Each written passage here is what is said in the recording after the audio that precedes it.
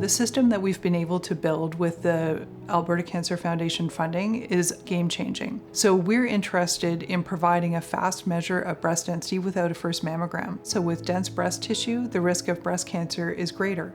If we can provide women with a fast measure of breast density, for example, in their family doctor's offices, then we have the potential to give women the information they need to make decisions about when to start breast cancer screening and to support those conversations with their doctors.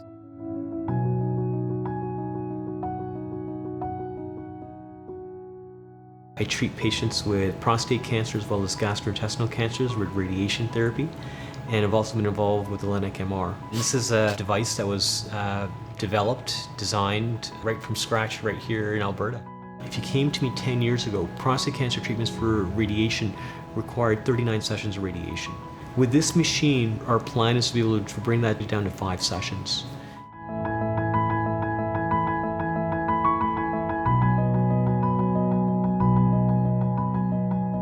For decades, what we've been relying on is surgery, radiation, and chemotherapy, and that really only got us to a certain extent. One of the key features of cancer is that it actually deactivates or hides itself from the immune system, and that's where the advent of something called chimeric antigen receptor T cells, or CAR T cells for short, became important. The basic idea is that you're retraining these T cells to now to rediscover cancers that are hiding. So I describe CAR T cells as being super T cells, or super army cells, if you will. Precision medicine, that's what this is. Instead of using and buying things from other people, you're actually utilizing the person's own immune system and really pushing on it in the right way to fight the actual cancer itself. The difficulty with CAR T cells is it's a very difficult process to make them, and it's also very expensive. So that's where the idea came from. What if we could make our own CAR T cells for a fraction of the cost, and hopefully with the same type of effectiveness? And that's what born out of creating a made-in-Alberta CAR T cell solution for treatment of patients both in Edmonton and in Calgary, for both pediatric patients as well as adult patients. And nearly 2/3 of patients are able to stay in a long-term remission and what we consider to be a cure effectively in these patients. So far so good. It's worked out really well, and it could really only happen in Alberta, I think, given the centralized nature of facilities like the Cross and the Tom Baker as well. Cancer will only be the tip of the iceberg with this. This has vast implications for multiple diseases and really it changes the face of medicine, I believe, altogether. I could see a very big implication from this cancer therapy treating many, many people in many, many branches of medicine with many diseases over the next 20 to 50 years.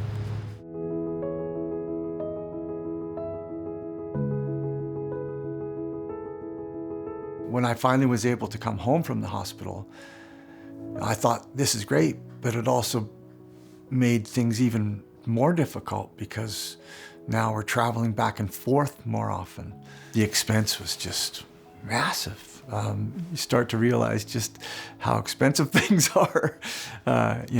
Gas, food, just the basic necessities to get through. We wouldn't have been able to travel if we didn't have the assistance that we got.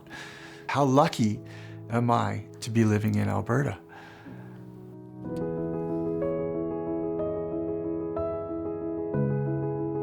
I got the results December 21st of 2016, that it was a class 1B melanoma, and his recommended treatment was the brachytherapy. Having treatment out of province or away from my home would have been a huge financial burden. It would have been a burden in having to have somebody shoulder the childcare.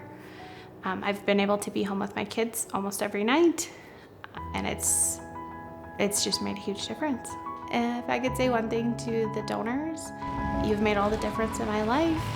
I'm here because of you. I get to enjoy my kids' lives because of you. And just thank you.